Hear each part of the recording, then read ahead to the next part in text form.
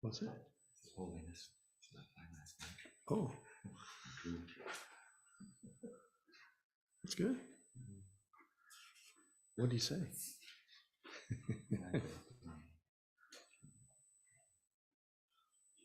I think we can start practice, our daily practice. Some things we have called practice. English in Tibetan we call Nyam Len,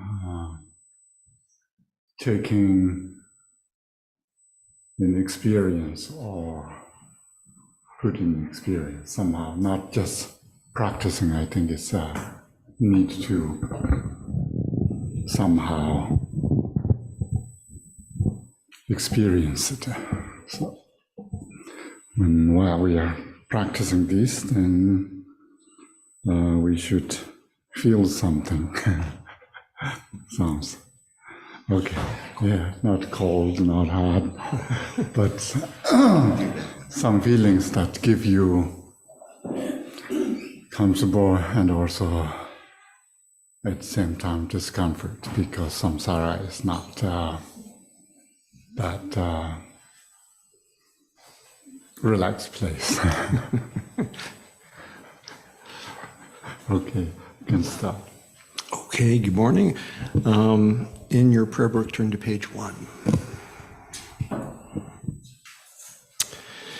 All mothers, sentient beings, especially those enemies who hate me, obstructors who harm me, and those who create obstacles on my path to liberation and all-knowingness, may they experience happiness and be separated from suffering. I will quickly establish them in the state of the most perfect and precious Buddhahood. All mother sentient beings, especially those enemies who hate me, obstructors who harm me, and those who create obstacles on my path to liberation and all-knowingness, may they experience happiness and be separated from suffering. I will quickly establish them in the state of the most perfect and precious Buddhahood.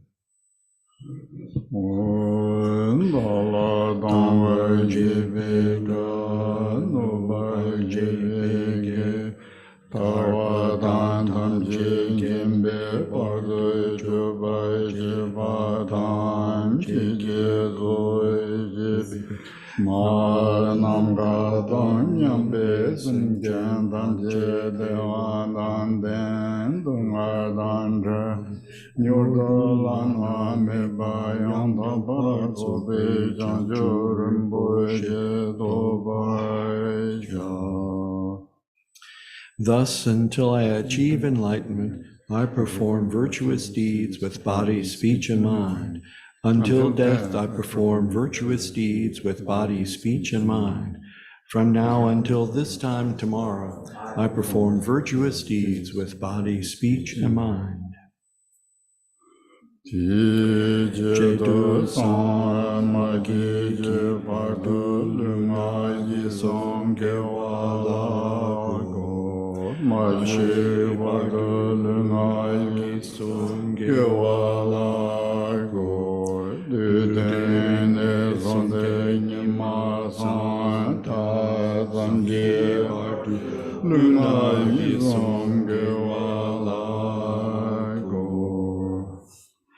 All sentient beings, limitless as the sky, take refuge in the glorious kind Lama Vajradhara, the embodiment of the body, speech, mind, qualities, and activities of the Buddhas of the 10 directions and 3 times, source of the 84,000 categories of the teaching, and Lord of the Sanghas.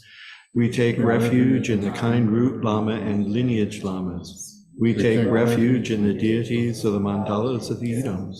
We take refuge in all the exalted Buddhas. We take refuge in the perfect Dharma. We take refuge in the excellent order of the Sanghas. We take refuge in all the noble Dakas, Dakinis, and Dharma guardians, possessors of the eye of wisdom.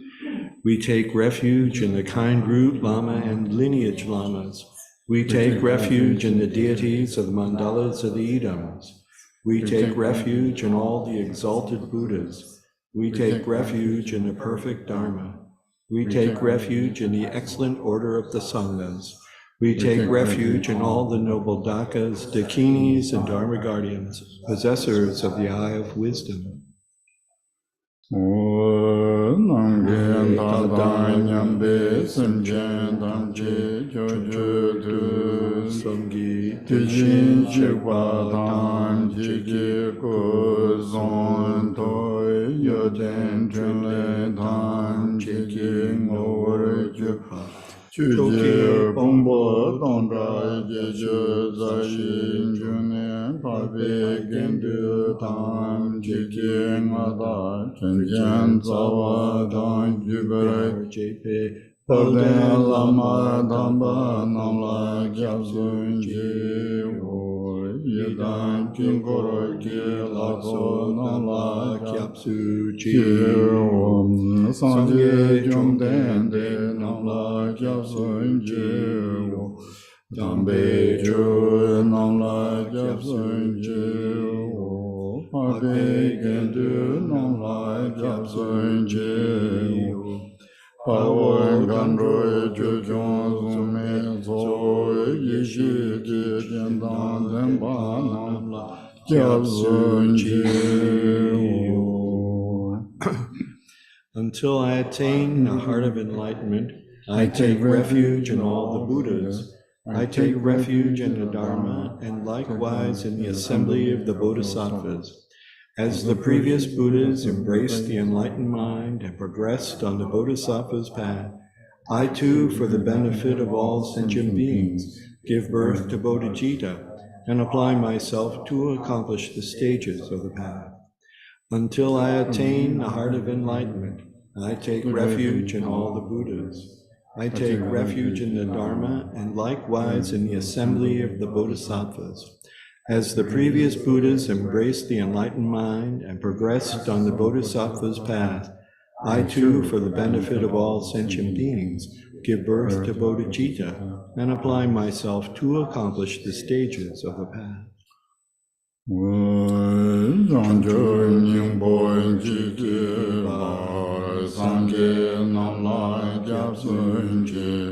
Chudan Janjo Sambaye Soran Dijin Jazunji Jedan Deji Janjo Tonin Jibatam Janjo Simbe Alabala Dedarim Jinevata Dejin Rola Pendunda Janjo Semne Gigishim Dejin Dona Labala Aramba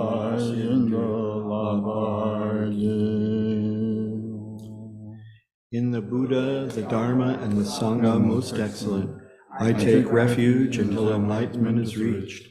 By the merit of generosity and other good deeds, may I attain Buddhahood for the sake of all sentient beings.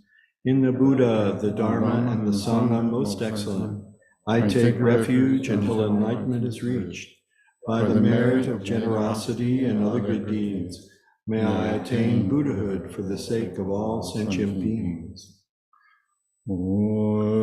Sanje Jodan Soji Jonan Lai Janjo Bhagavad Dagni Gyabzunji Bhagi Jizoji Besonam Kin Rola Benjir Zangin Robaisho. May all mother sentient beings, boundless as the sky, have happiness and the causes of happiness. May they be liberated from suffering and the causes of suffering. May they never be separated from the happiness which is free from sorrow. May they rest in equanimity, free from attachment and aversion. May all mother sentient beings, boundless as the sky, have happiness and the causes of happiness. May they be liberated from suffering and the causes of suffering. May they never be separated from the happiness which is free from sorrow. May they rest in equanimity, free from attachment and aversion. Nanga Danyambe Samjen Damje Dewa Dam Dewe Gyudan Denbar Gyurje Dunga Dam Dunga Gyudan Drawa Gyurje Dunga Mebe Dewa Dam Drawa Gyurje Nyaren Chadan Nidan Drawe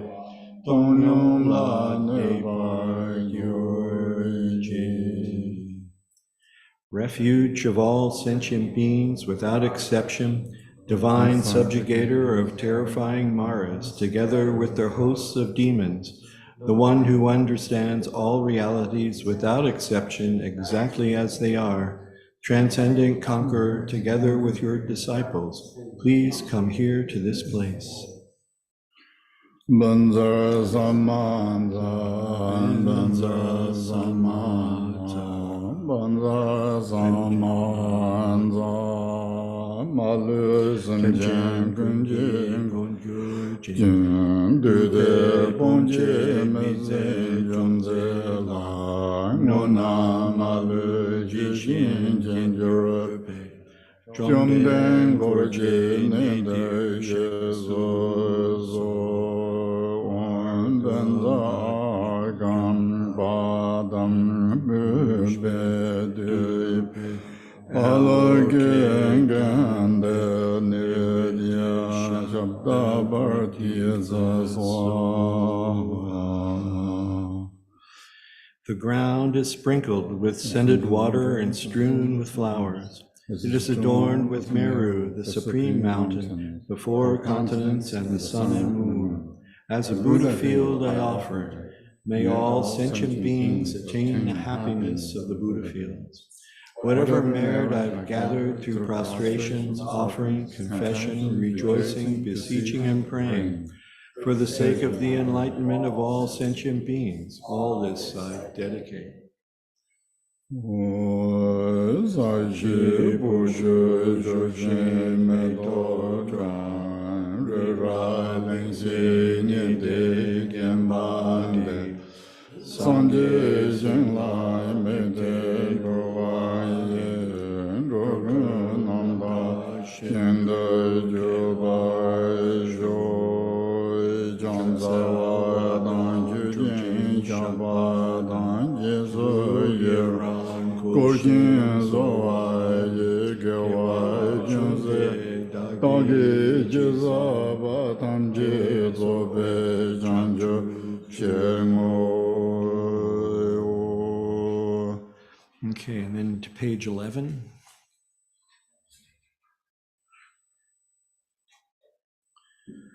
Namo, to the Lama of utterly pure appearance and existence, I offer the fundamental ground of appearance and existence. I supplicate you to thoroughly liberate the three realms. Please grant your blessings and overturn the depths of samsara. Sublime Master, wish-fulfilling jewel, crown ornament the inconceivable, inexpressible mind of the victorious ones, the one endowed with the five wisdoms of omniscience, gracious one, the embodiment of love, precious protector of beings, I supplicate you from within the essence of mind. Please grant your blessings from within the innate nature. Please bless me that I may realize the Dharmakaya that is beyond intellect, this primordially unborn, completely pure mind. Transcendent conqueror, the one thus gone, foe destroyer of afflictive emotions, completely perfected Buddha, endowed with logic and virtue, one gone to bliss, knower of the world, captain, tamer of beings, the unexcelled teacher of gods and men. I respectfully prostrate, completely touching my head to the stainless feet of the unequaled Shakya king. At the time of your birth, leader of two-legged beings, taking 7 steps on this great earth you proclaim, I am supreme in this world. To you who were wise even then, I prostrate. Possessing a body of complete purity, your sublime form is excellent. An ocean of primordial wisdom, you are like a golden mountain. The one whose renown is evident throughout the three worlds, protector of supreme attainment, to you I prostrate. To you who are endowed with the supreme marks, whose face is like an immaculate moon, to you, the one with a complexion like gold, I prostrate. A flawless one such as you among the three levels of existence is most exquisite. Unparalleled, omniscient one, to you I prostrate. Supreme among humans, captain of those to be tamed, the one thus gone who severs the all-binding fetters, who with senses pacified is utterly pacified and skilled in peace. To that one, the one who dwelled at Sravasti, I prostrate. Refuge endowed with great compassion, totally omniscient one who indicates the way, ground basis for oceans of merit and qualities, I prostrate to the one thus gone, the pure cause free from attachments, the virtue that liberates from the lower realms, the altogether supreme ultimate truth, to the pacifying Dharma I prostrate. Having been liberated, they also reveal the path to liberation. Thoroughly respectful of the three higher trainings, they are a field of sublime qualities. To the Sangha, I also prostrate. Okay, and then back to page 9.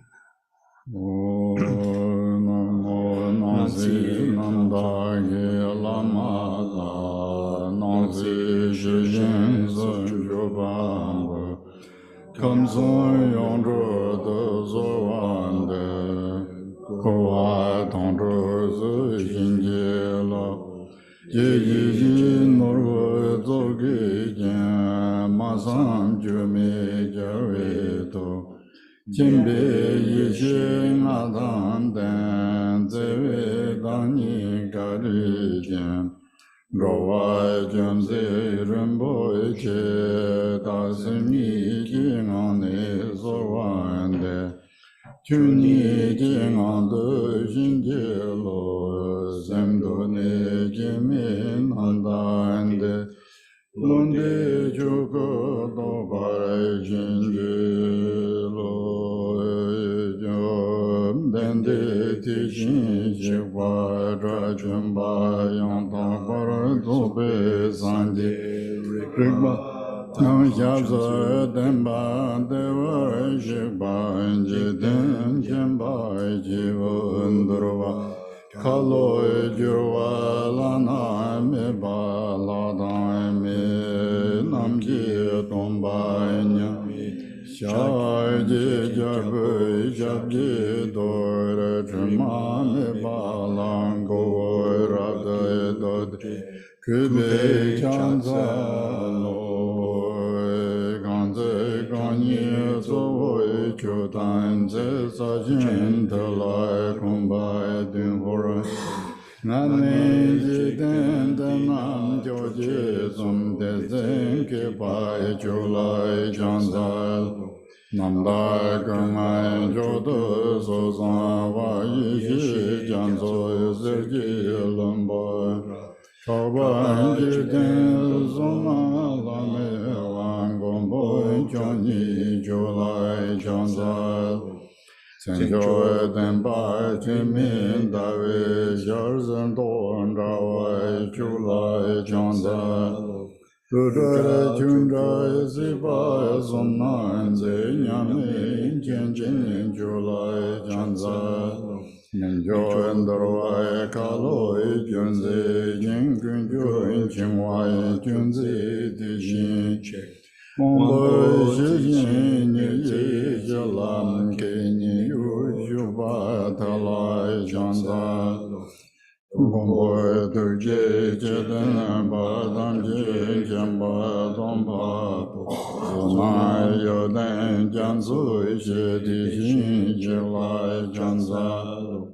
Haban Doja Jari Geving Son Lirushi Jega Dodan Jojo Wai Shinjo Julai Janzal Rone Jure Lamyan Don Laba Tala Rade Shinge Namba Yonden Jingen Du Layan Janza. And on to page 15. I prostrate to the youthful Manjusri, to those in the worlds of the 10 directions, however many there are, all the lions among humans who appear during the 3 times, to all of them without exception, I pay homage with respectful body, speech, and mind.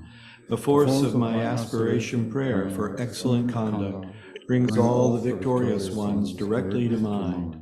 Bowing down with bodies as numerous as atoms in the realms, I prostrate to all the victorious ones. In a single atom there are Buddhas as numerous as atoms, each residing in the midst of their sons and daughters. Like that, I imagine the whole Dharmatatu completely filled with victorious ones. To those with oceans of inexhaustible, praiseworthy qualities, with sounds containing melodic speech, Oh, cool. It looks like a mermaid. victorious ones. I praise all the Sugatas, with the finest flowers, the finest garlands, music, ointments, supreme parasols, supreme lamps, and the finest incense. I make offerings to the victorious ones. With the finest cloths, supreme scents, and fine powders equal to Mount Meru, all displayed in supreme and magnificent ways, I make offerings to those victorious ones. With vast and unsurpassable offerings, I venerate all the victorious ones. Through the power of faith and excellent conduct, I prostrate and offer to the victorious ones.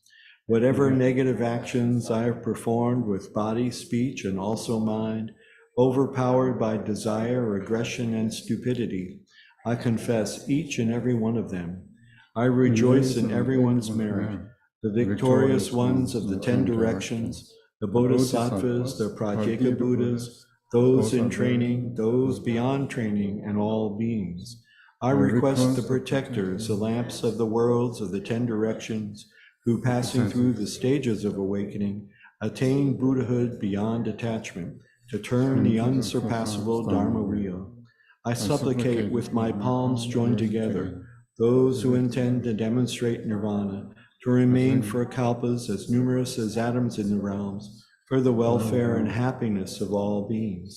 I dedicate whatever slight virtue is accumulated through prostrating, offering, confessing, rejoicing, supplicating to enlightenment. And back to page 14.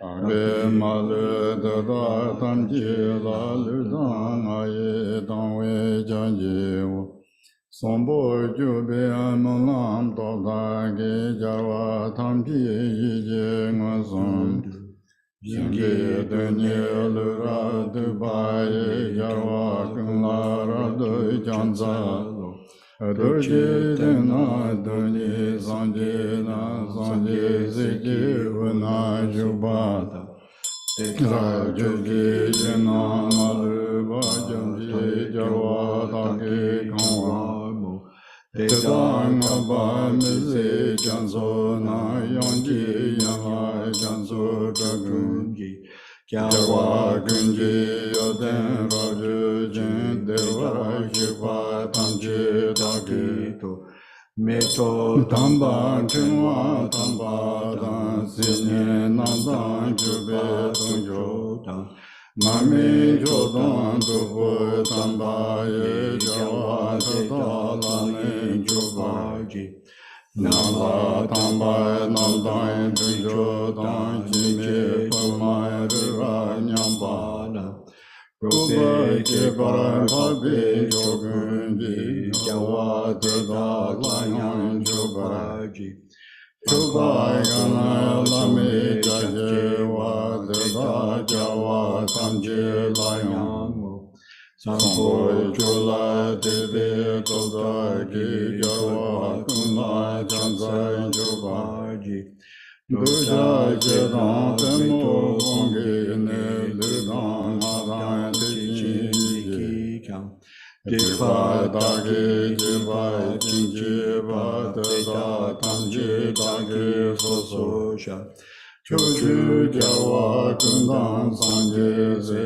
Ranja Nanda Lodan Nala Rowa Kunji Sonam Choma Yam Teda Kunji Jesu Tayi Ram Kanam Chochu Jiken Pranam Jangyo Rambara Sanje Maja Khenpo Teta Dagi Tanji Lan Golo Lana Nebra Gowarko Jangyen Dada Ganje Teta Lan Gowa Kula Tenjin Deweje Gyapa Jinde Dunye Chupa Yang Dagi Tamo Raja Sovaki Chansel Wadang Choching Shakpa Dang Jesu Yerang Goshin Zowa Yi Gewa Junze Dangi Jizapa Tamche Zobe Janju Jermo. And on to page 16. Please turn the wheel of the Dharma of the two vehicles and their combination according to the dispositions and mental capacities of sentient beings. Sentient Namji Sambhata Loye Jitra Chitawa Chechon Tumon Tekbayi Chukin Kolo Kordu.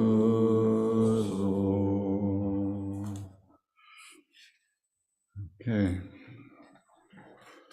Zum Sonje Dam Jijing Ore Dung Jingor Jam So Chabda Karin Summe Tu Yedani Sum Juji Jabu Chabjido Tramame Balango Rabdu De Gosum Guba Jimbo Goni Chan Zahin Jasun Jevo Jevane Zerab Jim Chuan Tam Jida Tolo Zawa Jimbo Goni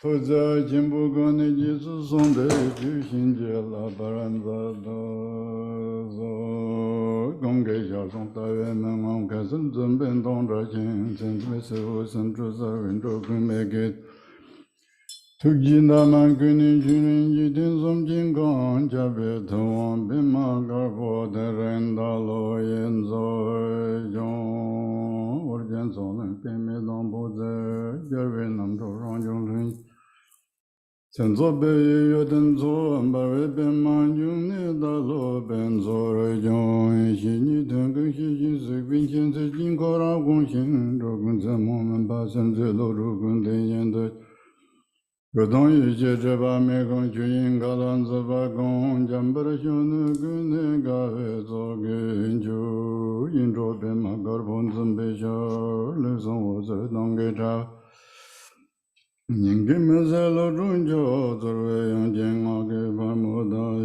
Jon Gonreto Garin Jing Bongo Yoden Gunjunga Jisar de Nyingbo Donsu Bebenan Chimmi Vajra Shabji Dahi Jan Chedar Javise Poshivala Nanda Jabe Onju Shavara Son Pangyo Dunga Randur Jingmi Chuji Wambu Dahi Jan Eridon Jambar Shuni Shilhale Kombe Longle Babe Derjito Lundo Junse Jamzong Adai Nibam Jayanam Jala Gujan Sa Yodan Sanji Kundayam Nayam Bari Sanji Gunle Labin Savi Lama de la Gujan Sa Dason Rove Lona Jula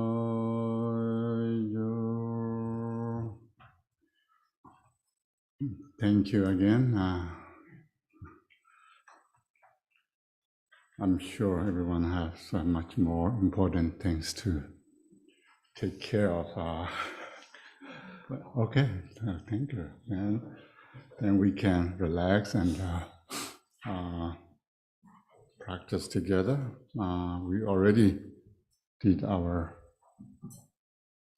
traditional sort of generating bodhicitta and taking refuge and or these 7 branch prayers, or sometimes they call 7 branch of accumulating merit or offering. That is mainly what you can do. And then other teaching or practice that what you usually we do. There's 2 things that often involve. It's called, Tibetan is called Lokbatu Samji Kolo, that study, which is hearing and studying. That is the will of study. That is very important. And I say 2, but it's mainly 3, always involved with the 3. And so the study itself is very important. And also when we talk about these 3, study, pondering, or the contemplation and the meditation, it's comes 3. And then the second one, in Tibet, we call the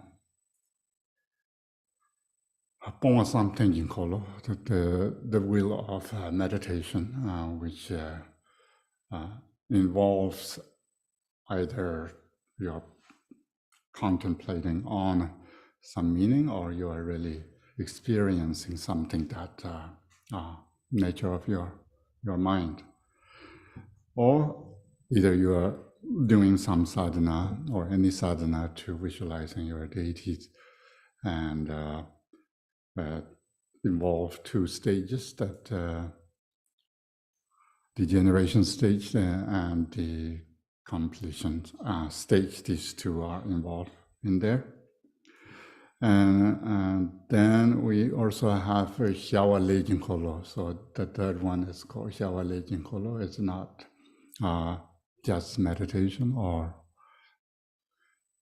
study, but it's whatever you do involve with Dharma centers, or either you are doing circumambulations, or you are could bodily and verbally you can chant, and bodily you can involve with any Dharma activities that we call the will of activities. So study and meditation and these activities, these 3 are the sort of generator of the merit. And once we talk about merit, of course, there's 2 merits that involve conventional or the relative merits, more what you can accumulate things, and ultimately also need to know these 3 spheres, or what we call subject, object, and action. These 3 are supposedly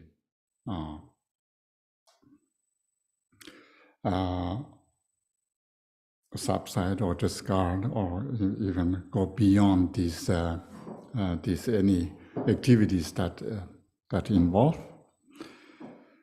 And our book, of course, is talking more about the ultimate reality, and which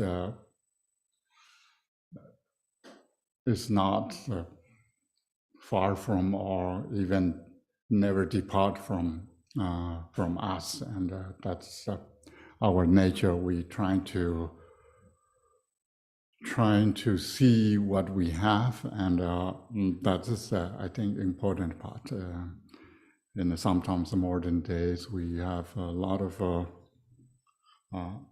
meditations that involve revealing who you are and so forth. Seems that sometimes reification is not necessarily dharmically, but somehow people want to do that because dharma is more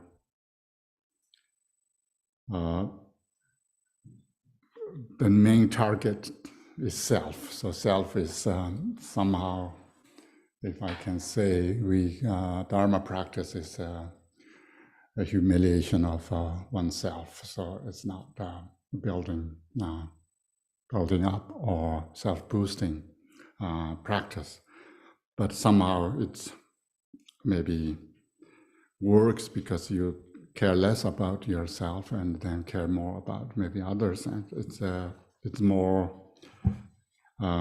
effective. Of course, then people do practice that self-cherishing and so forth. Why not?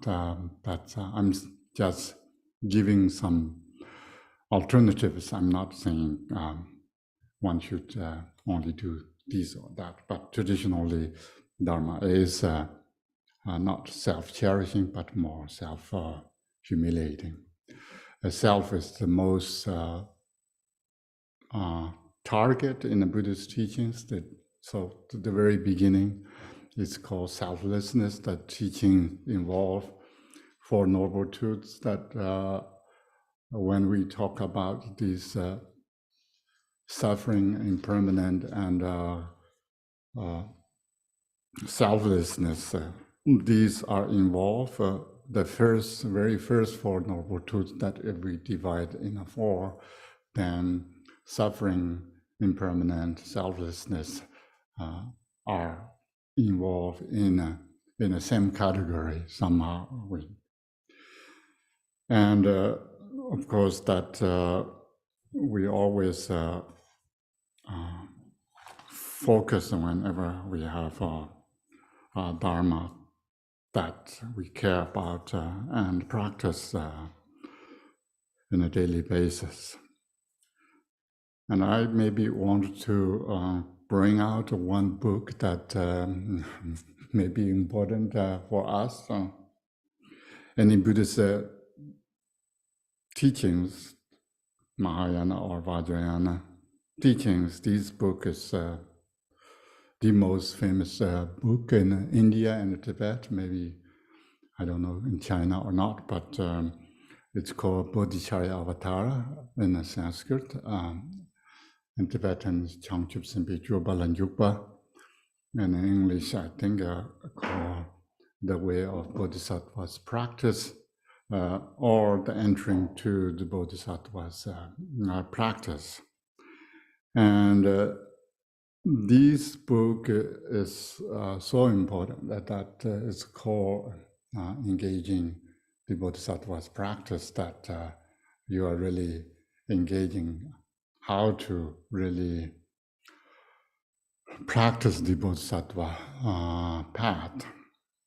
And of course, there's a kind of broad topic on these, and mainly 6 paramitas. If you are familiar with the term, is more 6 perfections that talk about generosity, discipline, and so forth, up to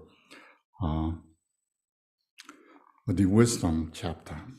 And this morning, or just now, we chanted our daily prayer. And if you look at page 4, and until I attain the heart of enlightenment, I take refuge in all Buddhas, I take refuge in all Dharma.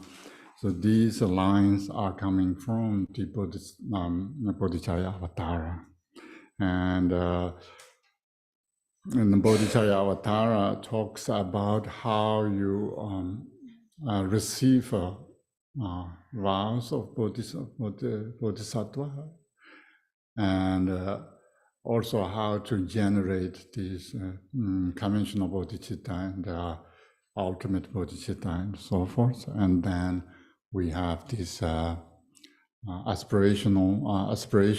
rational bodhicitta and application bodhicittas, how to really, your aspiration that develops, and then you are really engaged into these welfare of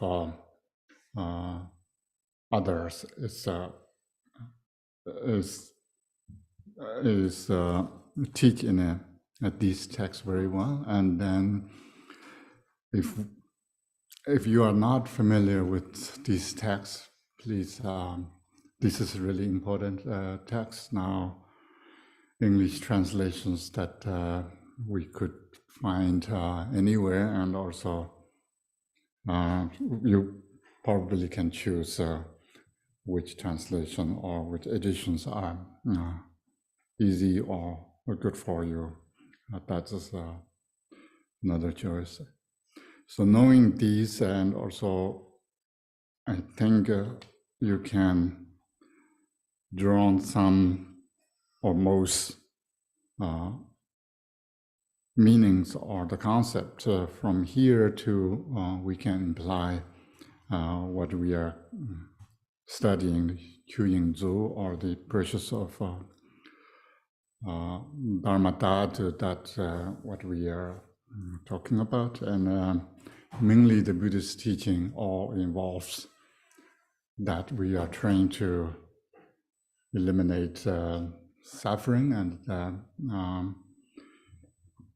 the main thing is there's many methods, but either we think suffering is kind of manageable to discard and subside and so forth. There's many ways to do it, but the main teaching is the self is main target to tackle down this ourself, and then less problems will rise. That's the whole idea of Buddhist teaching. And that said, and maybe anyone have one question that then we can start from here to sometimes easy to open up some. Yes. Maybe anyone has that book can hold on.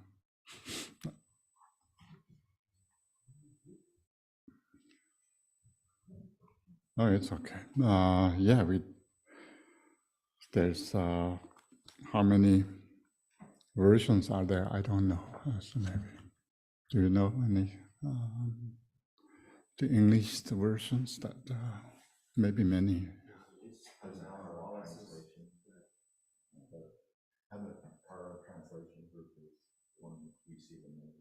Okay. It's about 6. Oh, that is probably most earliest Buddhist text that translated in Tibetan tradition. So you can see, and everything in there. So it's not different from our Dharma Dhatu text, but of course, then there's nuances that different angles to look at different meanings, and then we can see more clearly what the actual message is. But it's always think that, or we should think that these teachings are not talking about something just in philosophical abstracts that we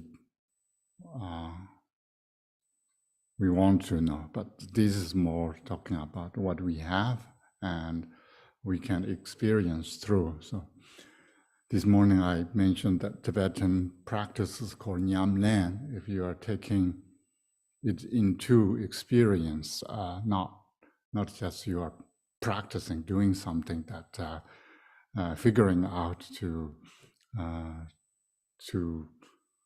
cut 2 pieces of cloth, to put together, to make, or to to woods or to stones and so forth. But this is taking us in inwardly as experience. So somehow practices need to experience rather than just practicing. That's a language difference, English and Tibetan, that we cannot fix those things. Somehow language works in the different cultures, different emphasis, yeah. Okay, any want to leading questions that why we are doing here?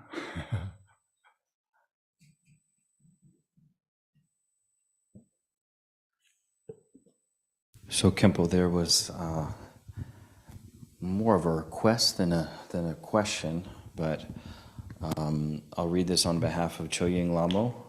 She's been attending pretty regularly on Zoom. And she asked, I asked Rinpoche if he could give a lung for Dharmadhatu. He replied that I should go to classes for a while first. Otherwise, people get a lung and disappear. Now there is such a situation that I would like to help with the translation of the commentary into Russian. But I do not have a lung. I think this is a reason to ask Khenpo again. Commentary long or the tuning? I think she said, maybe Choying Lama, could you just clarify? It says translation of the comment into, or maybe she means the comments section. I'm not really sure, but yeah. She will let us know. Sure, she'll let us know, yeah. Okay. She's typing now. Comments to Dharmadhatu, to Shastra. Commentary or comment? Commentary or comments, Choying Lama. It's more specific. We have auto commentary by Longzhenpa as a much thicker book. If that long takes, seems quite long, and we have a little bit difficult to spend that time. But the Choying Dzod long itself, maybe next time we can at least need to spend 1 hour if you not bored to death, but that's good practice too. So, and also maybe can record at the same time. Yeah, I can do that. Not today, but Yeah, sure. So it's, I think there's still some clarifying going on here on Zoom in the comments, but it looks like Longchenpa's Shastra, the treasure trove, Longchenpa's auto commentary, the treasure trove of scriptural reasoning. I think that is what we're concluding here. If that's correct, Choying Lama, please let us know. yeah, if that's the case, it takes whole day, I think. Yeah. So then we need to think about that. Yeah. Maybe when circumstances rise, all these interdependent origination, there's some cause and conditions will arise, then I can read that, I can give that long, so. Khenpo, there's another comment. Yeah. Khenpo, can I just ask, we don't have those recordings when he did it, Damien? Don't we have those recordings there somewhere? Which recording? Remember when you gave us the lung at the beginning? I don't know. If you don't record, then how I know? Well, I think we record all the stuff. That's why I'm saying, like, do we have it, Damien? Do you know? I don't know if we... you take Yeah, that as very serious, I thought you recorded. I think I might have some recording, yeah. But it's not the official. My recordings are just on my phone. Yeah, I was giving very precise and using my whole energy to read 1 hour nonstop, but seems nobody recorded, so that's That's really. I think this recording exists somewhere. I think we should maybe investigate a little. No, I'm joking. Don't worry. We can read again and again. So couple things. So I think we got some conclusive comments from Choying La, and she's saying, if I understand correctly, I can read the comments if I have a lung for the root text. So I am asking for the lung for the root text of the precious treasury of Dharmadhatu itself. So for the text that we're studying, she wants that one, the lung for that. Yeah, and when we have time, so please ask Damien here, so he will. We can arrange that. Sure. Yeah, we can arrange sometime. And there's another comment, perhaps if this is a lot of requests from you, Khenpo, so please be patient. But this one's from Ricardo, and he's saying, please, it would be wonderful if Khenpo could teach us in the future about Shantideva's text, the Bodhicharyavatara. Yeah, yes. Yeah, we can. But I already started this text, and now I don't want to jump here and there. So once we finish this, and then we go through our Shantideva's text. Meanwhile, I think reading is very important. It's already in English language. If you're not familiar with the Dharma terms, you don't have to perfectly, completely understand the very big first time reading the book. So even 20%, 30%, 40% you can increase.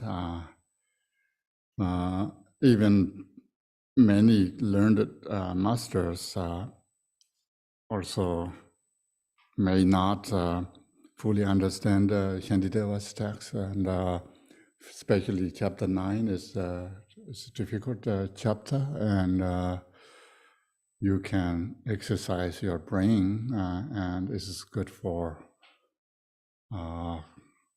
humans. We need, as long as we live, we need this brain still kind of still active. Yeah, that's a good thing. Sometimes thinking complicated things make exercise for our brain. So please read the text. And sometimes I heard criticizes from others that Tibetans don't study Buddha vachanas and Buddha's own words, but then I see in many our other groups that we, if the modern days, if you don't even read one whole book, how can criticize that Tibetans don't study on Buddha vachanas? Once you fully memorize this Bodhicharyavatara, then slowly can start criticize others. I think I'm just teasing here, but I mean, really need to read the text. If not, we cannot familiarize the words and meaning and so forth. So please read the text. While reading the text, don't think that you are reading something that just kind of information, how big galaxy is, how many stars are there, how far from sun and so forth. That's not a good information, but without knowing that, maybe we can still function as our human beings. I think Damien has maybe another one. More. This is from Brian Lee. Let me just make sure that he's asking a question. All right. So I have thought about something that Khenpo mentioned regarding someone's phone ringing last time. Something like it, quote, it is always other people's problems, end quote. I might have misheard or missed some of what he was saying. Was he trying to tell us we should keep our phones silent from our own conduct, but if it is other people's phone ringing, we should not care about them based on the view of emptiness? It sounds like he is trying to point us to the teaching of Guru Rinpoche's, quote, maintain view as high as the sky, but conduct as granular as barley flour, end quote. I don't remember, but I don't have really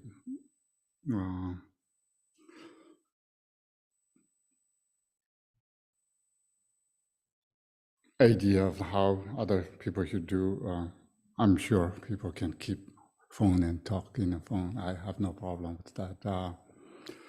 Yeah, it's no, I'm not commenting anything. I was just thinking sometimes we have to better.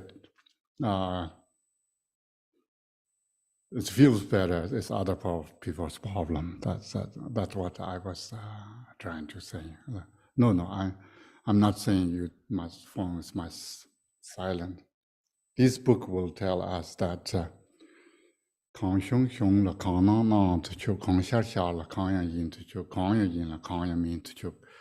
So we will see, but this book suggests that whatever arise, let it arise.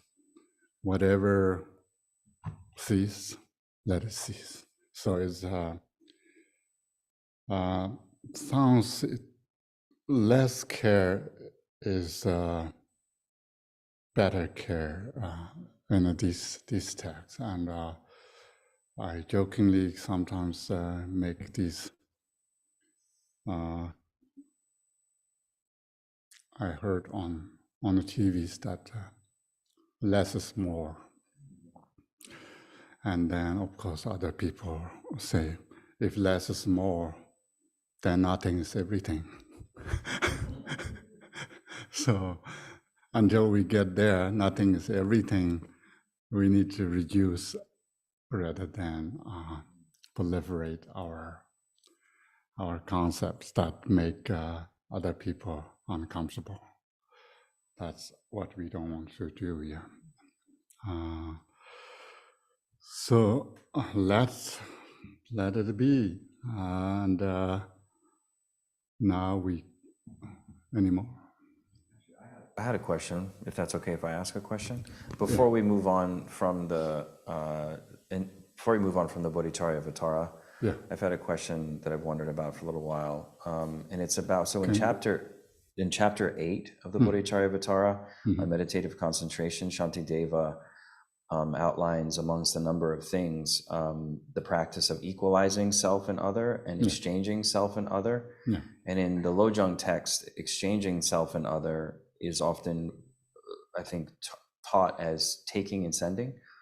And I'm wondering, why is it in some traditions, like in that taking and sending is something that's introduced early on in the path, whereas in some other traditions it's not introduced early on? Is there any reason, or maybe can you just speak about those two practices briefly? Do you mean Tonglen? Yeah, Tonglen, exactly.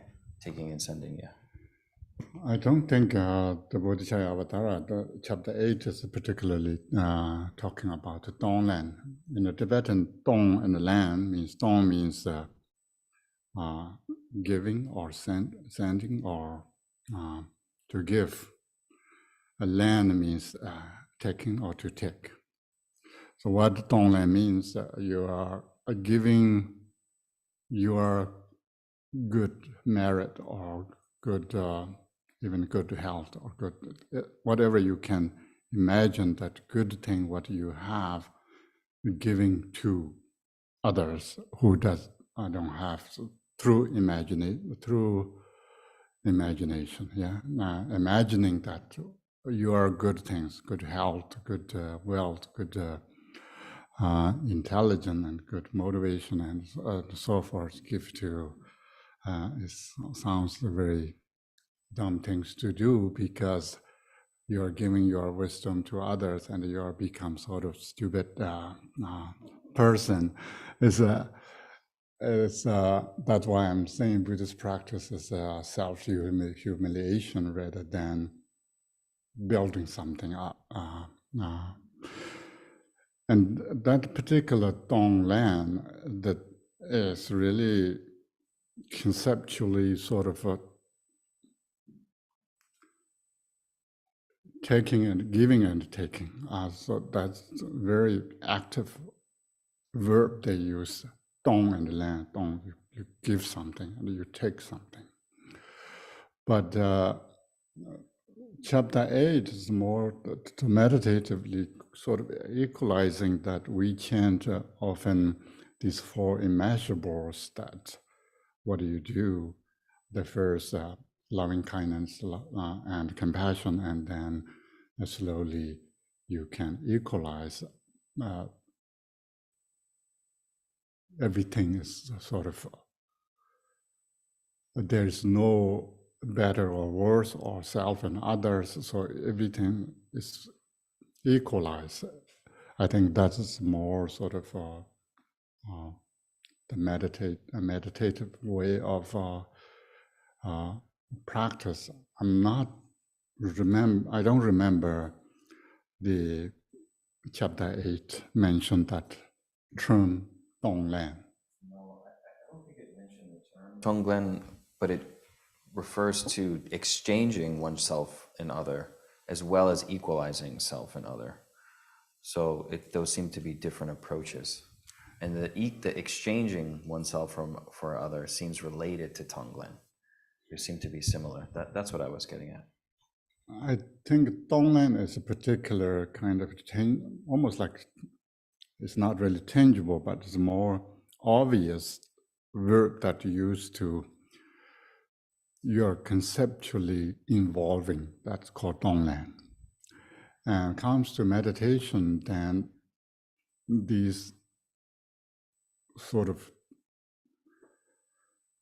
active verbs that you use to transitive verb, if we talk about grammar. Transitive verb means everyone, of course, no, but something that you are involved to actively giving something to someone else or doing something to someone else, or rather than sort of habituating. So habituating is not active really transitive form.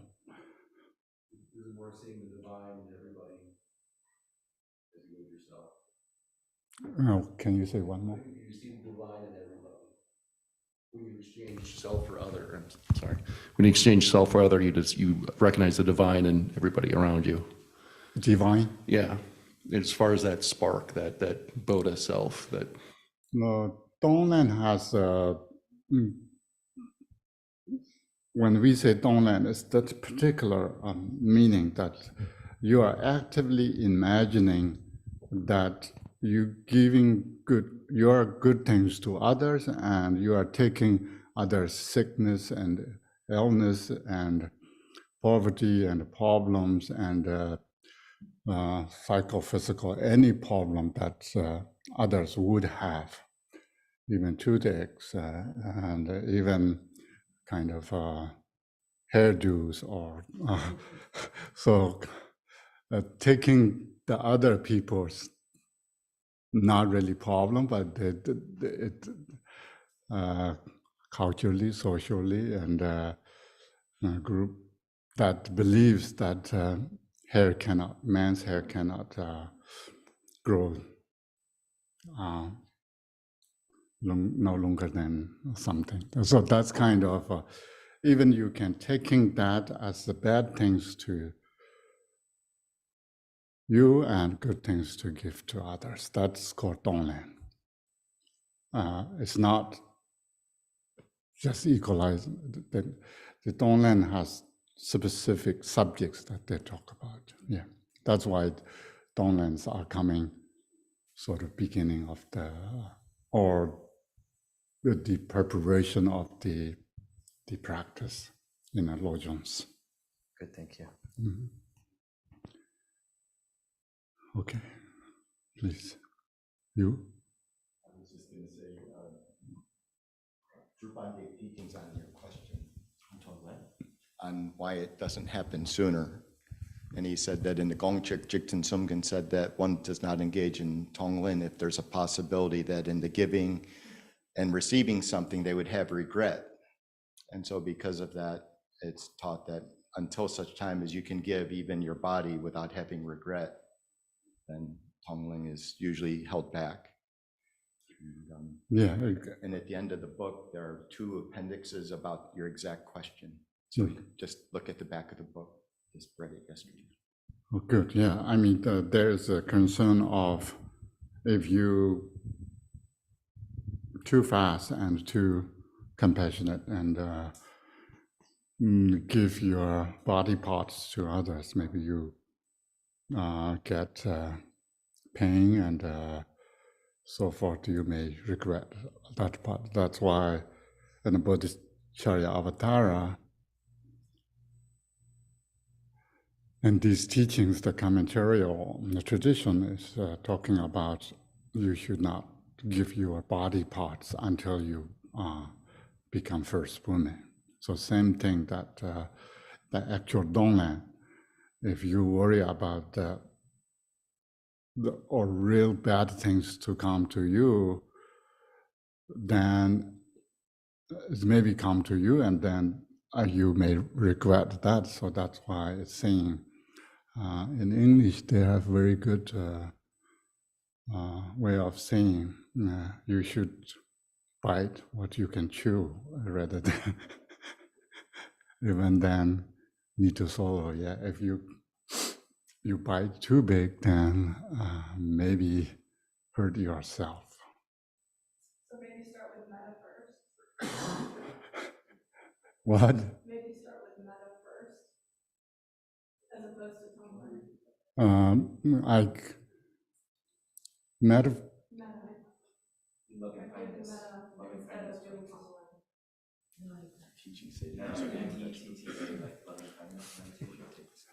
See the 4 immeasurables.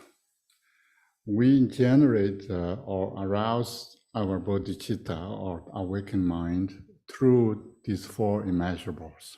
That's why we chant in our text that all mother sentient beings, boundless for sky, have happiness and cause of happiness. That kind of wishful thinking, it didn't really say you need to give your good things and you need to take their bad things. These is a wish, one's wish, one's hope that that others' suffering goes away and all happiness will happen to them. And this is not really Donglan. It's more how to generate the bodhicitta. Donglan is specific practice that involves taking and giving. That's called Donglan. It's not the bodhicitta, but if we go detailed, then there's some blurry lines, but it's more you can, even through the term, the one is called, either we call loving kindness or compassion. This, which one is first, it doesn't really matter, but it's one is you wish that others' sufferings goes away. One is you wish that others should have happiness. Yeah. One more, and then we can go on text. Yeah, just to clarify, I know there's people that just joined the class and then I got confused. So Tongling practice, as I learned it, is it's more like a visualization where you absorb like dark smoke and then you transform it into light and return the person light with the motivation to help them purify their obscurations, right? That's the practice as I have learned it. However, I don't know what is the context of the practice. Is that the Charivatara, the path to the Bodhisattva path, or the four immeasurables? Because I'm not sure where is the context. Where does it come from? Which one? The tone length practice. Oh, yeah. From which text Mhm. does it come from? Exactly. That's. I think I need to ask someone else. I don't really know where the particular term "donglan" is coming, which text. That I don't know really. It must be from India, but I don't know. And the meaning you described, some sort of darkness or dark clouds comes in, turn into light, and I think this still involves some sort of concerning that you don't really want to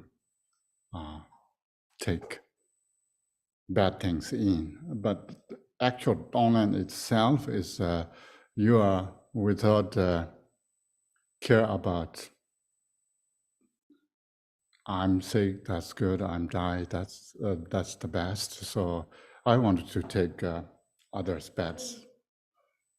bad things to me, and then others should be happy, healthy. So I give whatever I have good energy to them. So that kind of totally kind of what they call, without hopes that you are getting back something, good energies, but you are totally taking us, fully taking us others' problem into you. So that's just the actual practice. And of course, we all Buddhists, and we can take care of that. So we don't have any problem with that, except some families and the neighbors maybe. No, I really don't know the actual Tonglen, which text first start. So I'm just talking about Tonglen is kind of narrow practice. No, I'm not saying narrow as narrow-minded. I'm saying it covers particular kind of activity rather than broad bodhicitta and compassion and loving kindness and those things. That's why I'm thinking Bodhicattva chapter 8 on a meditation is not necessarily as Tonglen, but it of course involves self and others are these two problems, and humiliating self helps to care about others, but then of course others also our problem, so we need to deal with that too. And then subject-object dualities arise, and then we also need to tackle down those things too. But mainly in the end, and then we care about everyone, but we don't really care. So it's kind of become balancing ourselves rather than fixating on something that's saying, this is self, I really need to get rid of, and then maybe if you cannot get rid of, then may rise some sort of frustration, anger, and so forth. So, but sort of gentle, rather than fighting. In the West, they say, particularly our country, US, is always called war against. war against drug, war against disease, war against something that the war is so kind of images. You can subdue something that with the combat motion. So that's one way of doing it, but mainly our trying to introduce in these texts and books, it's more like rather than war against something, how we look at things or treat in a different way. So that's the main thing. If really people wanted to practice combat practices, then do some lawful deity practice, Yamantaka or Vajraklaya and so forth. So there's another way. If people really like that kind of war against something, then there is a practice that you can do it. Okay. I'm war against my voice.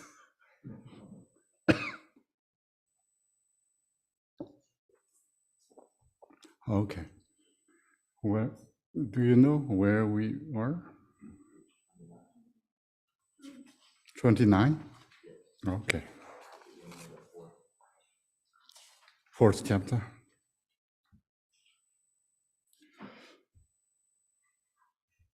Did we start with our new chapter or not yet? Okay. Okay. Okay. Thank you.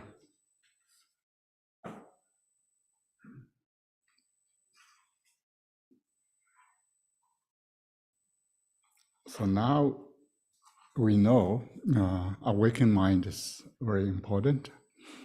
And that is also another term that we already learned, and it's really talking about our own mind nature.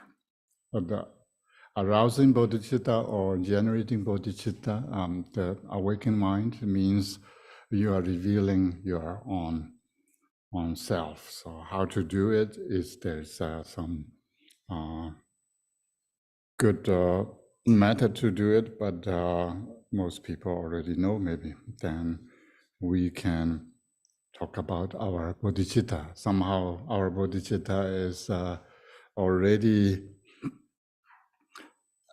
the place or the abode or the basis or the ground of the whole phenomena, the samsara and the nirvana, and sometimes called appearances and possibilities, which means what you see, what you hear, what you think, all these objects are arising from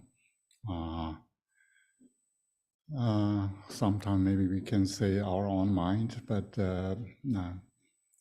and sometimes that's why in the Buddhist teachings called mind-only school, which means there is no external objects and everything is arise from our mind. And that example is used as dream, so we can from there to kind of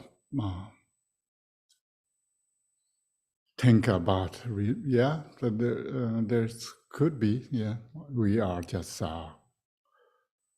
these seeing things are what coming from our mind. So somehow then, if the benefit of that is, if everything is a mind, then if you change your mind or you can tame your mind, then you can change everything without war against something.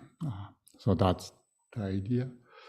And especially Bodhicaya Avatara, that book I introduced, is talk about there's only actions that you can take is taming the mind. The only, you cannot really tame other things. And there's good example of that is if this whole world is thorny, you cannot walk barefoot. They say, yeah, you may, in those days, they don't have rubber or iron shields, but you say, just cover your sole or feet.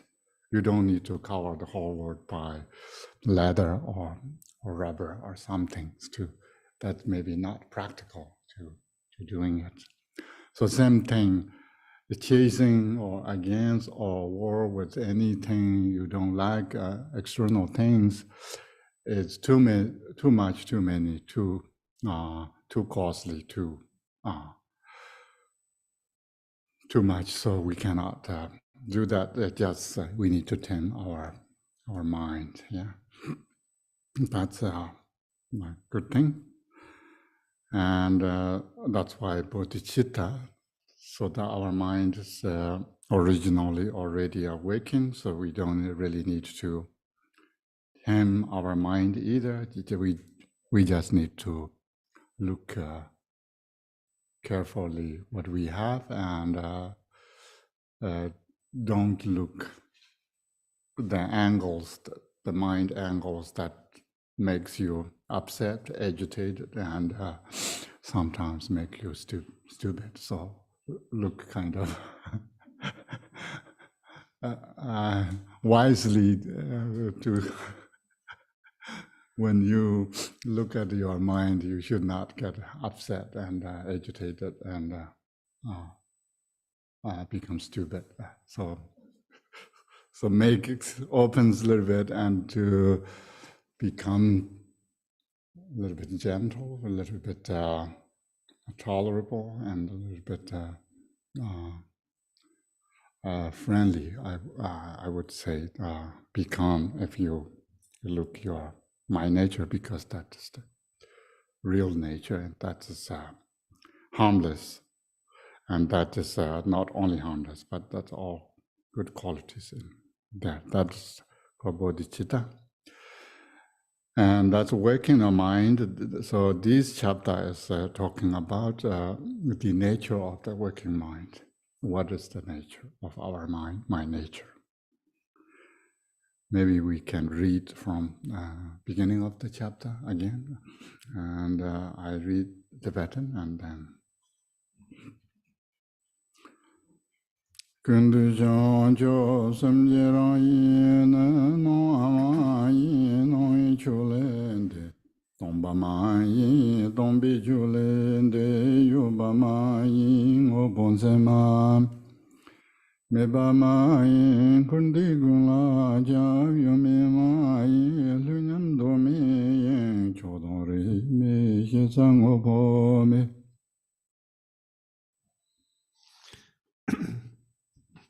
It is the nature of all-inclusive awakened mind that it is not apparent, for it transcends that which is apparent.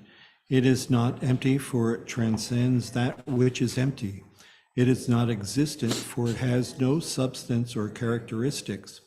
Nor is it non-existent, for it permeates all samsara and nirvana. Neither existent nor non-existent, it is primordial basic space, spontaneous and uniform, not subject to extremes or division, and without substance, foundation, or underlying basis. Here, of course, a lot of terms that if you are familiar with is, of course, easy, but if you are new or not familiar with these terms that are not clear to you, it takes time. I think that's why I'm introducing this new book that builds terms that helps you.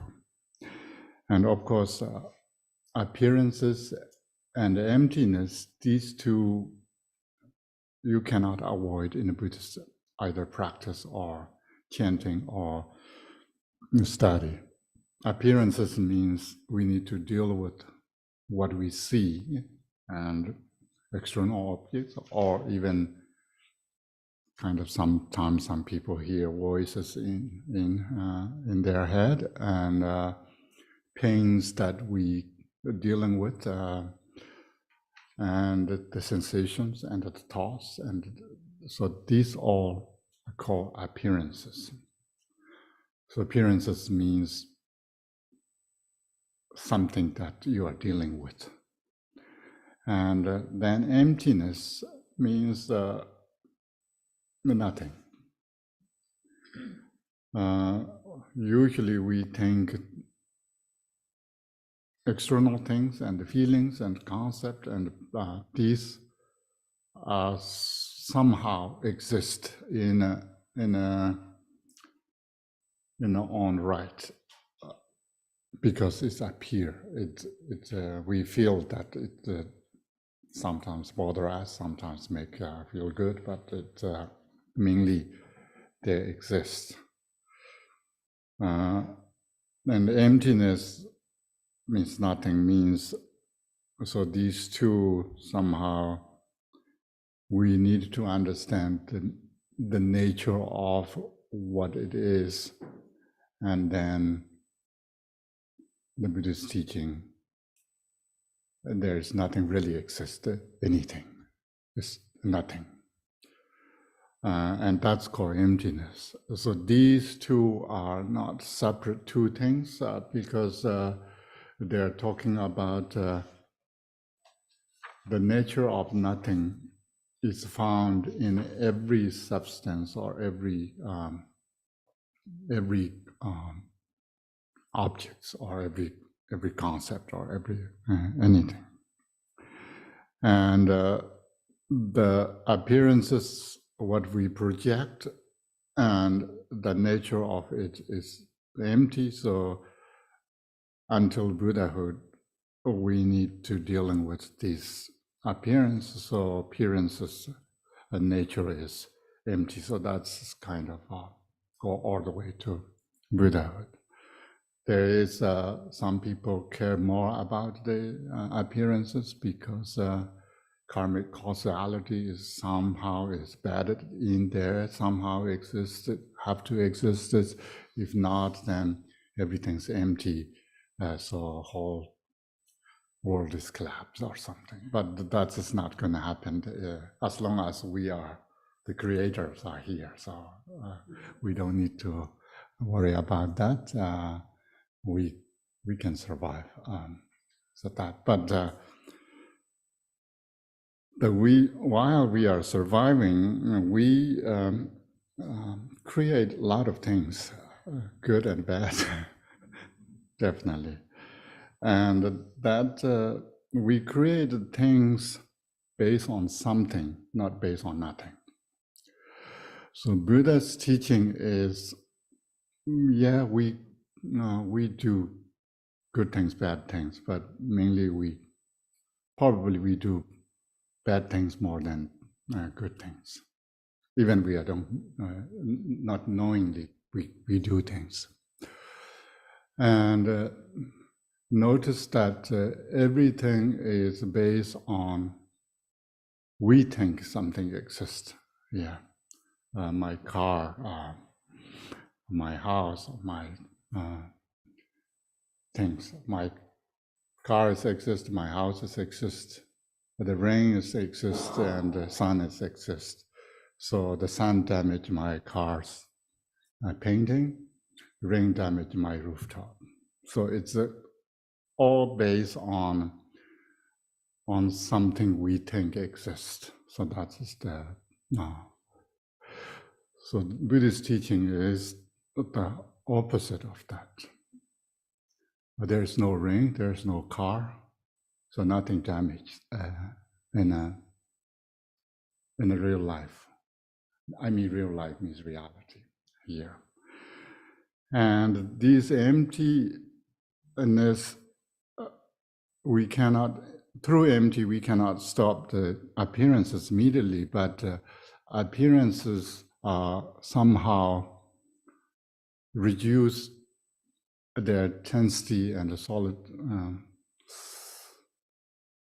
solid through emptiness, and somehow we need to reduce our way of treating external objects that truly existing become sort of illusory, like dream-like image, and maybe finally, hopefully, will disappear.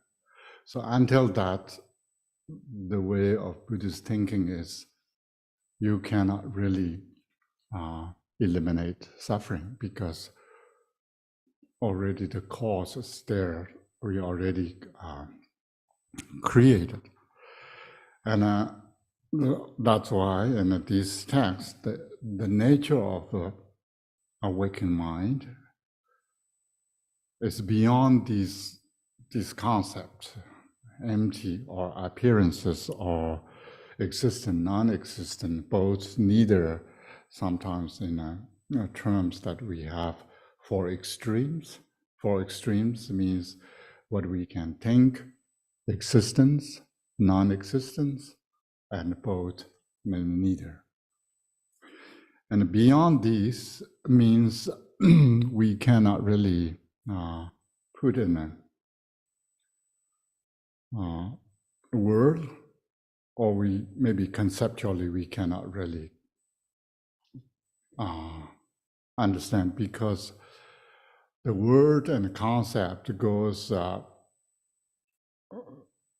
it cannot just grasp the whole nature of the meaning in one time. We need to step by step to need to say, we cannot say appearances and emptiness at the same time. Somehow we need to say, this is appearance, this is emptiness, but they are sort of union or indivisible. But we need to say that separately. We cannot just say one word that makes everything collapse. Maybe the bodhicitta or waking mind is that one, but then when we introduce it, we still need to elaborate what is emptiness and what is appearances and what is samsara, what is nirvana. And of course, these we call elaborations, somehow we need to reduce these elaborations to simplify or going very basic underline that we call awakened mind. And then next one. Junji me be ba shong jo long po dong ju men ka yin yin rong yung yi chi ben da me be tong me che men ga tu le je dun mang ye gun ja chong ta yong ji me. Uninterrupted awareness is the expanse of awakened mind. Without transition or change, the sky of basic space is timelessly and infinitely extensive. Naturally occurring timeless awareness, which has ultimate meaning in that nothing compares to it, is subsumed within the single sphere of being, unborn and unceasing, interdeterminate and all-pervasive. It is absolutely without limiting extremes. Mm-hmm. When we say nature, Nagarjuna's text has that. So nature means something that you cannot change. And not only we cannot change, but it's whatever external force may occur, but nature cannot change. Nature is indestructible. So these awakened mind is uninterrupted. That's why it's the beginning or the middle or the end. All it's the same. And of course, when we talk about beginning and middle and end, now we are using as time as this kind of base. And of course, nature doesn't have time, so which means there's no beginning, middle, or end. And then the second one is without transition. Yeah. So if there is no time, then there would not have transition, because time is one of that kind of carrier or based on the term time. Something occur and something can change, or there is no time, then nothing is changed. And then, of course, we use this term, naturally occurring timeless awareness, of course, sometimes these terms are very important, because in order to reveal meaning, we need to use the terms, but the terms are just labels. It doesn't mean anything. Just for us, for temporarily, we are just not deceived by, but it's more caught in these concepts that what we have, and until we go beyond concept, we need to use some terms and some words and concepts to make sense to us. So doesn't mean this is fixed terms and concepts that we can rely on forever. And of course, when I say these terms in Tibetan, most of you, if you don't know Tibetan, you don't know. That's why these names and labels has no meaning at all. And the same thing when they translate in the English, naturally occurring timeless awarenesses, it's mouthful, and also doesn't mean anything. It's just a label. So the terms that should direct our thoughts to the right direction. So somehow maybe we can get there.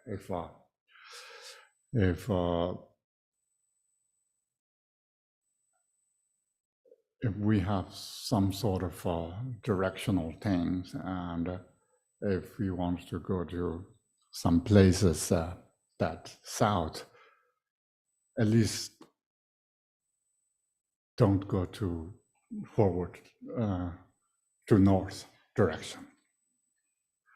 And same thing, people get all kind of confusional things, especially the famous one is Colombia, yeah? He supposedly want to go to India, but end up in South America. So, so at least better to have some terms to at least better to go that direction. Yeah, it's not terms are not specifically attached to the meaning. So meaning and term has no relationship at all. That we know, because when I say Rangjung Yeshi, you don't recognize immediately if you don't know Tibetan. This means naturally occurring timeless awareness, which is created in probably 21st century or 20th century. So don't too much fixated on the terms, but do not totally ignore it, because without these, we don't have much choice to play with that. And then the birth and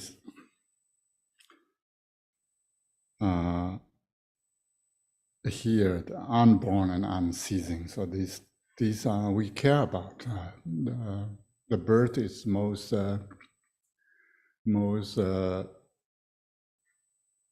thing that we farmers we care about fields, and if all the animals and human beings also the families, offsprings, and so forth. So the birth is very much we rely on. Even sun rises every morning from east and ceases in the west.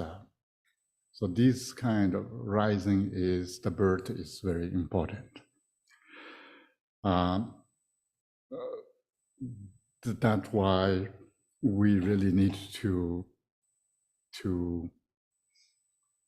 not battle against birth, but we need to know birth is never exist. So that's why we call unborn.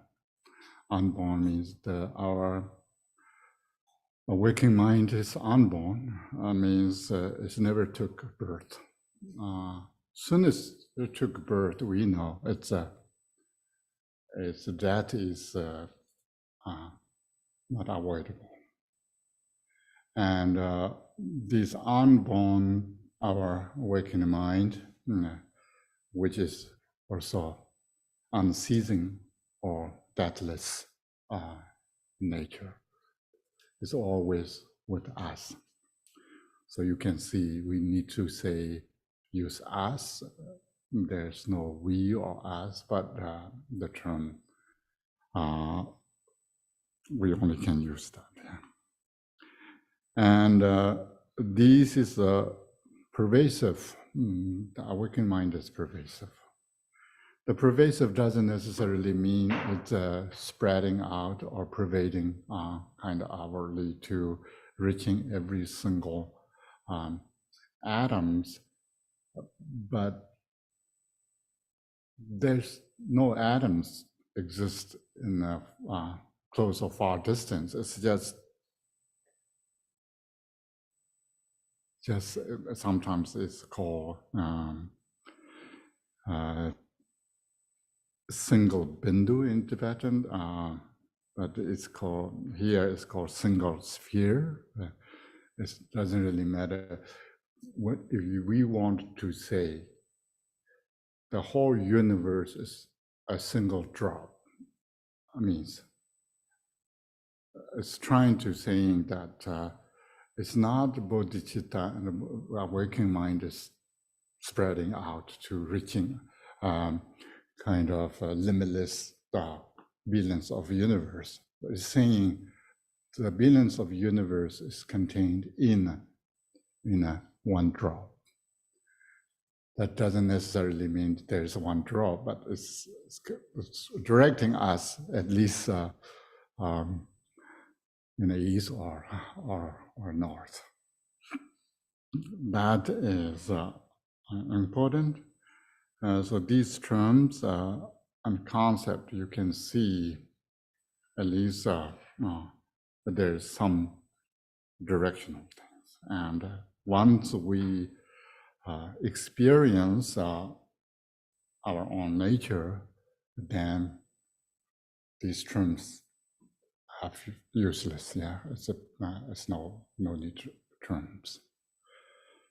And when Colombia arrived in South America, then he thought that's India, and they call, now we even call native Indians.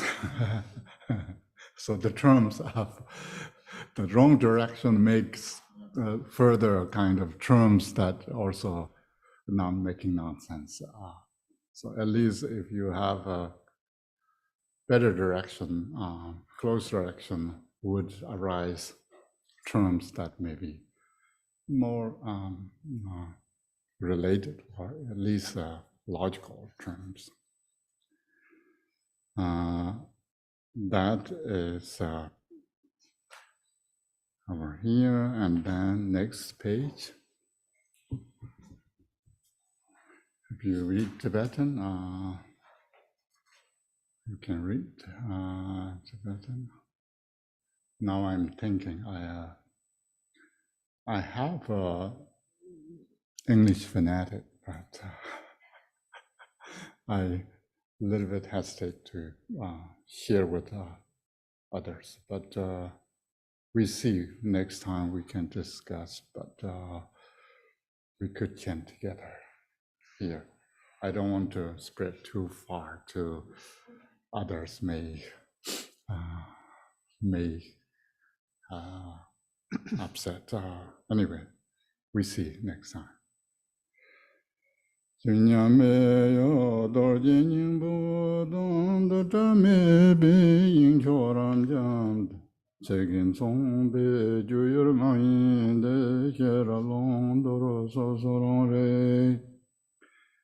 Samjuru dan ravi nanjuru bin men me bratajid Komdong bara shava mani bi shinko nam to rao mag.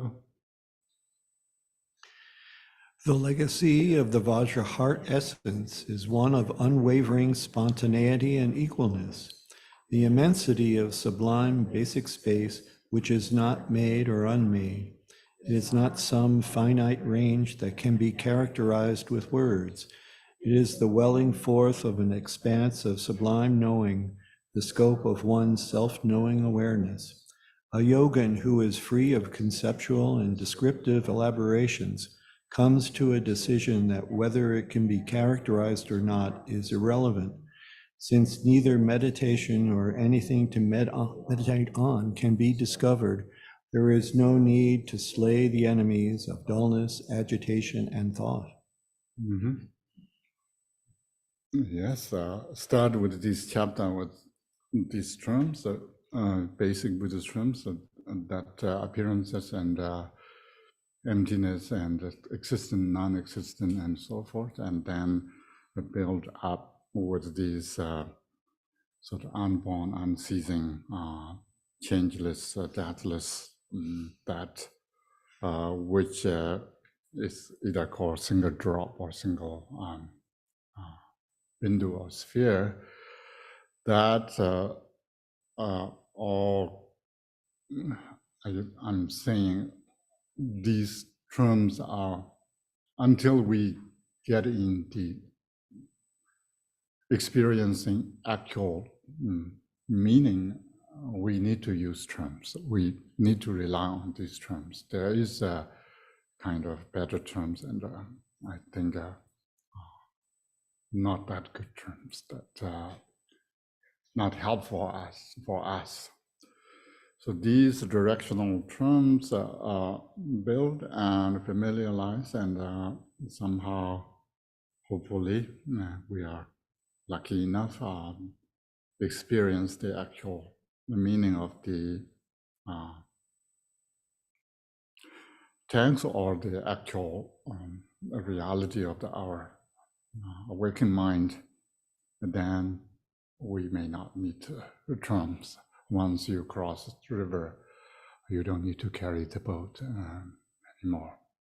But as long as the river is wide and the current is strong, you better to have a boat. Yeah.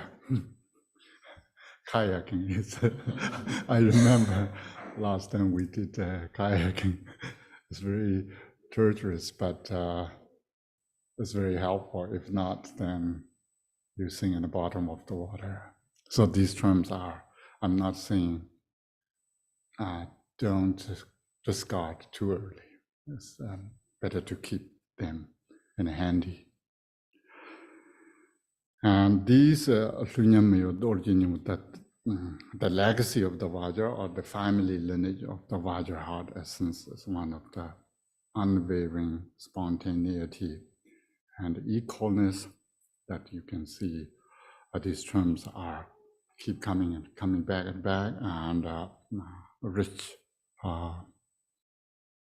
There's rich meanings in there. And this term is a term, or this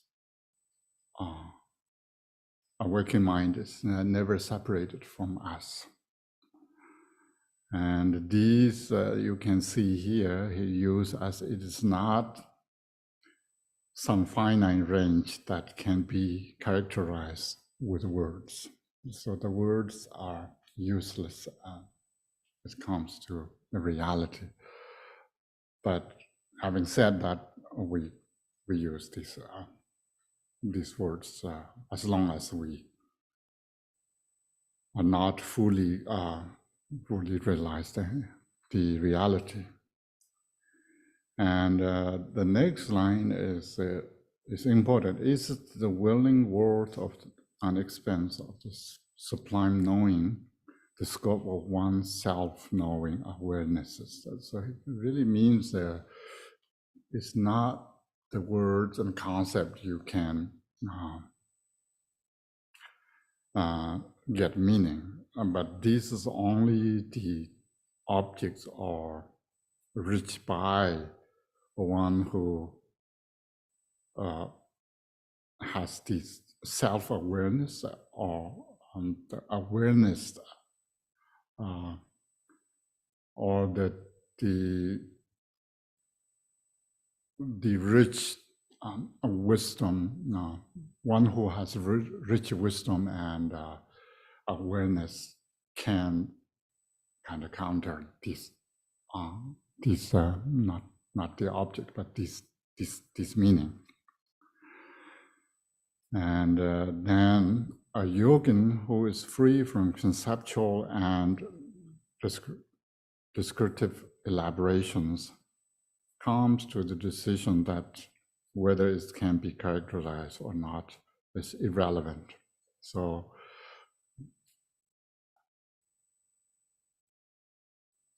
here, these lines are sort of important to explain, but at the same time, while we are reading these, it's more easy to understand that what it's saying. So this yogi or nanjor in the Tibetan, the practitioner means yogi means practitioner, who realize or who experience while or through kind of not discriminating what is this and what is that. And once you sort of found this reality, then there's it's sort of beyond it's meditation. Once you meditate, it's there. When you don't meditate, it's not like that. It's always there. So meditation is not the only tool that can reveal or can see. Since neither meditation nor anything to meditate it on can be discovered, so it's not meditation is not the revealer or because meditate means you are doing something that you normally don't do. So you are changing some practice here. And then very last line, I was kind of bring up this war against or battle against. So you don't need to slay the enemies because there's no enemies, not externally, but also internally. Your thoughts are not your enemy. There is no need to slay the enemies of dullness, agitation, and thoughts. So usually meditation, we say, I'm so lethargic, so I cannot, my meditation is not vivid enough. Or I'm so agitated that my mind does not calm down, or I'm thinking something that I couldn't kind of rest my mind and so forth. So these are, of course, it's not saying we would not have that. But we look these angle to how it rise and how it subside. And if you find these, we can rest in our natural state without meditating or not meditating. But then not only the external objects subside, but also internal thoughts are also subside. So that's one way of doing it. And then here it's called sometimes effortless, because now you don't need to fight with your enemy. So even we always talk about our what do you call in English? I'm battle with my own what? My own demon. Yeah.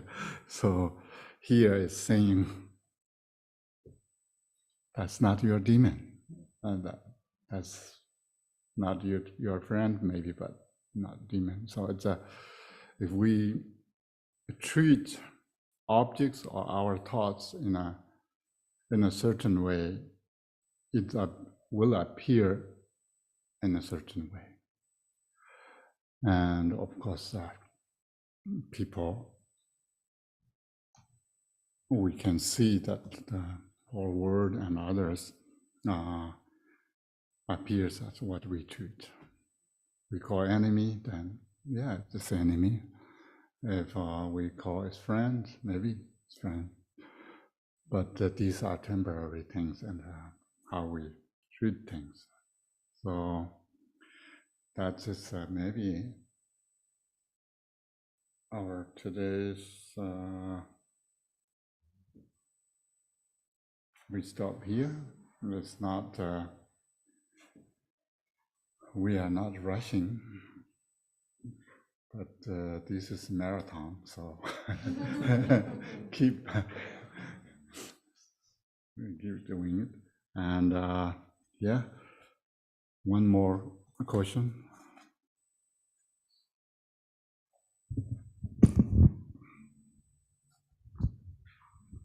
Khenpo, this kind of the last sentence that you talking about the meditation, then it's not nor anything to meditate or can be discovered. That is treksha. That is a practice of this, or is not related to that. This is we saw that first 9 chapters are talking about more about view or the ground. Sometimes it's helpful, I think. What we mean that view and meditation comes first, come view and then meditation. Usually say what you decide or establish, you meditated on that. So meditation is based on what you believe in, or what you understand, your understanding. So first, we have some sort of belief or some sort of things established that we think this is right, this is the correct one. And first 9 chapters talking about reality, more reality. Of course, it's involved, reality is always involved with the subject, how we treat things. What is your philosophy, or what's your belief? We often talk about in modern days, what's your belief? What's your philosophy? This means how you see things. So this teaching is the ground, the awakened mind. What is awakened mind? Using as an example or analogy to introduced in chapter 3, and now chapter 4 is nature of our working mind. And then when we talk about reality, it's something to do with individuals. A working mind is, can we do something with working mind? Probably not. Especially meditation is not that one. Because meditate means, Tibetan Gom mainly means imagining something, yeah. Usually. If you're imagining something, means totally fabrication from yourself. And especially we call jirems, the generation stages, in English called visualized. So you are agent to create a mental image that you're imagining something. Similarly, the meditate means gom means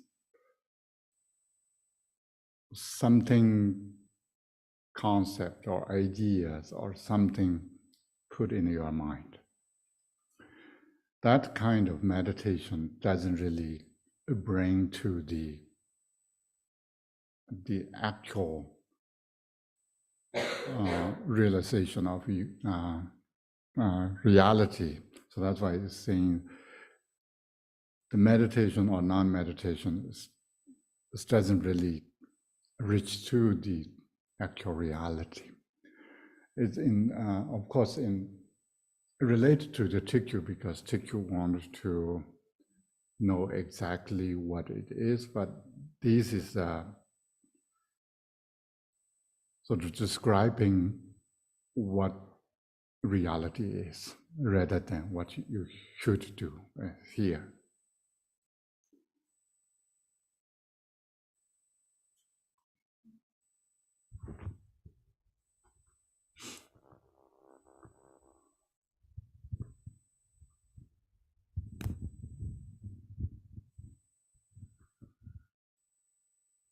Any other questions? Okay.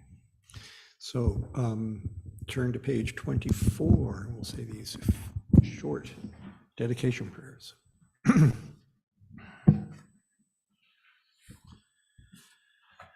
By the virtues collected into 3 times by myself and all beings in samsara and nirvana, and by the innate root of virtue, may I and all beings quickly attain unsurpassed, perfect, complete, precious enlightenment.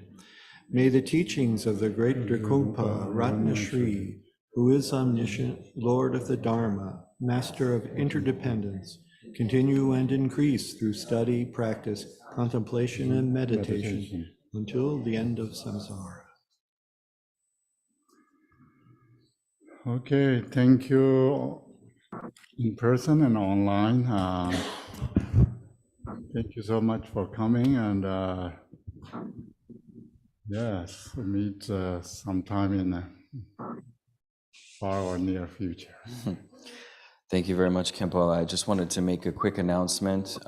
First of all, I want to say thank you very much on behalf of Drung Nor for coming and endlessly teaching for us. So thank you so much, Khenpo. And I also wanted to mention that recently Drupal Rinpoche had requested from Garchen Rinpoche, His Eminence Garchen Rinpoche, some prayers for Khenpo. And Garchen Rinpoche has instructed us, the Sangha, the Drung Nor Sangha, as well as any friends who have a connection with Khenpo, any other Sangha members who have a connection with him, anyone who has devotion for him, to please to do recitations of White Tara. And when you're doing your recitations, Garchen Rinpoche has said after every mala, 100 or 108, to replace the mama with Khenpo Yeshi. And so Drungnor went ahead and created a mantra counter, and it's on our website now on the weekly practices page. And we also sent out an announcement. If you have any questions about that, please contact Drungnor. John, you had a question?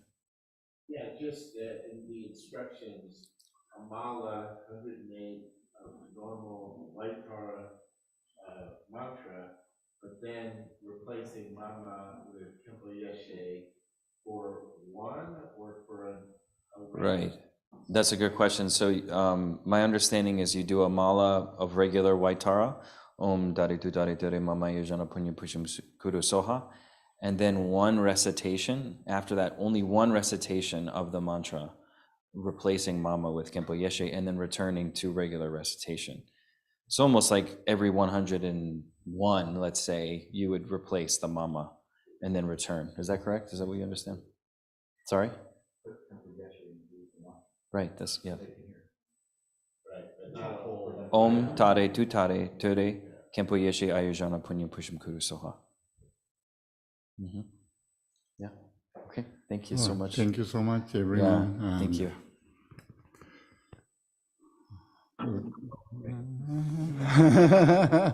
Thank you so much. Thank you, Khenpo. Love you. Thank you.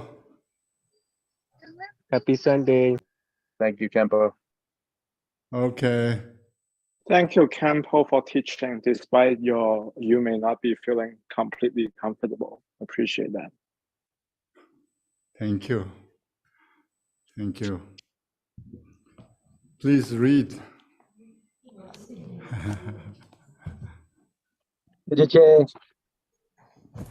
My teaching is nothing. If you read, you get more.